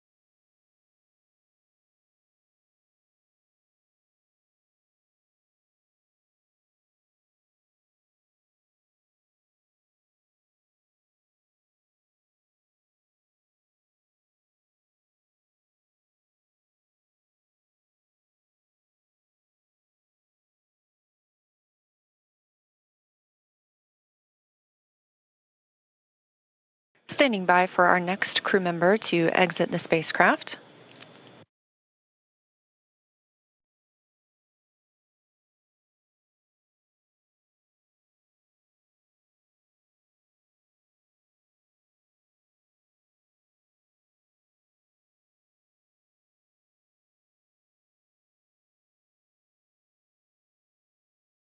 That's NASA astronaut Zena Cardman, wrapping up her first mission to space, commander of the Crew-11 spacecraft.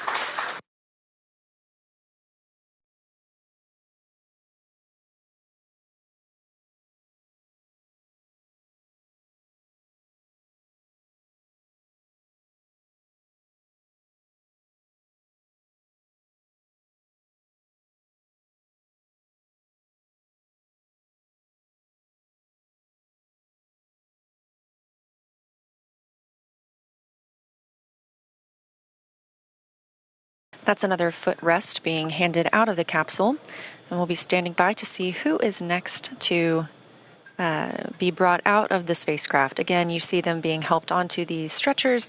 They are being escorted back to their routine medical checks.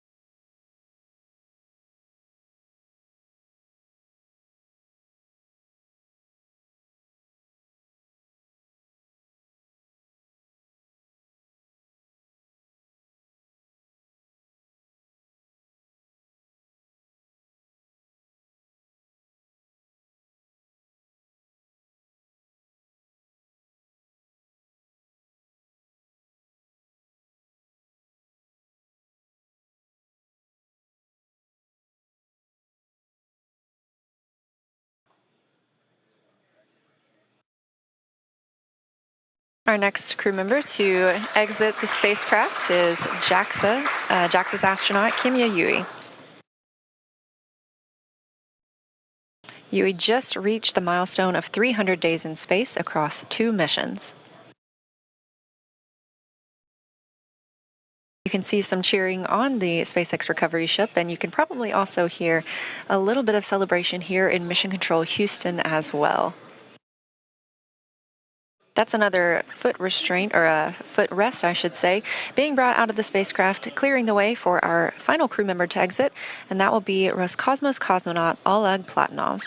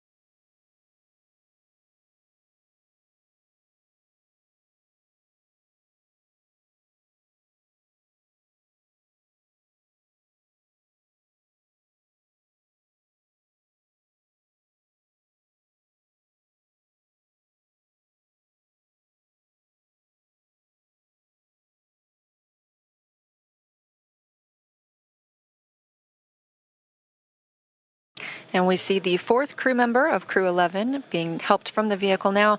That is Roscosmos cosmonaut Oleg Platonov, also wrapping up his first mission to space.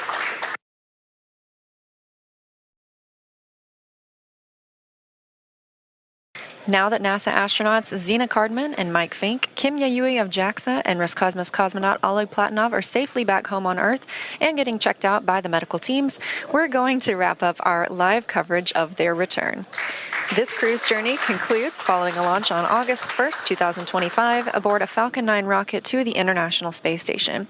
It was the 4th flight for Fincke, who now has 549 days in space, the 2nd for Yui with 309 days in space, and the 1st flight for Cardman and Platonov, who now have 167 days in space.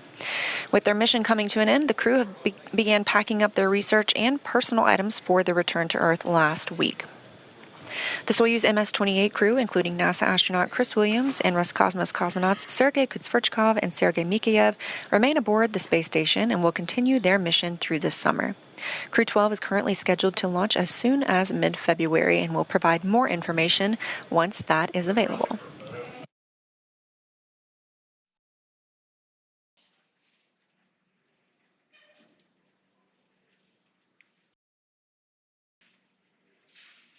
Great news for Crew-11. They are home. The journey back began yesterday, about 13 hours ago, when they closed the hatch to Dragon and undocked from the International Space Station at 12:29 p.m. Pacific, 3:29 p.m. Eastern. Now, during this time, the spacecraft performed a number of maneuvers in preparation for re-entry to the Earth's atmosphere, with final splashdown occurring off the coast of San Diego, California, on time at 12:41 a.m. Pacific, 3:41 a.m. Eastern. And just a little less than an hour following splashdown, we saw Zena, Mike, Oleg, and Kimiya make their way out of Dragon and into the recovery ship's medical facilities, safe and sound.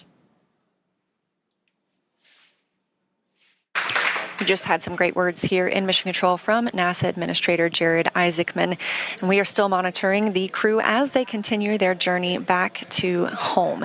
So after the checkouts on the ship, the crew will be flown to a local hospital for continued monitoring and checkouts using additional medical equipment not available aboard the space station. As NASA's Chief Health and Medical Officer J.D. Polk discussed last week, the crew member is stable and we were able to monitor their condition in orbit, but we want to take advantage of resources on Earth to provide the best care possible. NASA maintains relationships with local hospitals to ensure readiness for any post-landing needs, and for this return, we are utilizing that option as part of our normal preparedness process. Afterwards, the crew members will take a NASA plane for the short flight back to Houston. They'll then be reunited with families to bring an end to this mission. Thank you, as always, for joining us for the coverage of Splashdown for Crew-11. Excuse me. Remember to follow SpaceX on X and NASA Online on social media for updates. Pardon me. There we go. For updates for the very latest on crew and cargo flights to and from the International Space Station. That's it for us here at SpaceX Hawthorne. Go Dragon and go Crew-11. And we'll continue to share the progress of the crew on social media as they travel back home. We also have a post-Splashdown news conference coming up at 2:45 a.m. Pacific Time, 5:45 a.m. Eastern Time, where leadership will share the latest updates as we conclude this mission. From all of us at NASA and SpaceX, it's been an honor. Thanks for joining, and welcome home, Crew-11.